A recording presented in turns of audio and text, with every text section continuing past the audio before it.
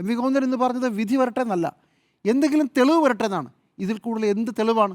ഭരണപരമായ വീഴ്ചയെന്ന് M V Govindan പറയുന്നില്ല. P ജയരാജൻ്റെ Facebook പോസ്റ്റാണ് ഔദ്യോഗികമായി വന്നത്. പിന്നെ ചാനൽ ചർച്ചയിൽ വന്ന് പങ്കെടുക്കുന്നവർ പറയുന്നുണ്ട്. പക്ഷേ അത് ഭരണപരമായ വീഴ്ചയല്ല. പോലീസിൻ്റെ തന്നെ റിമാൻഡ് റിപ്പോർട്ടിൽ എഴുതിയിരിക്കുന്നത് ഗൂഢാലോചന എന്നാണ്.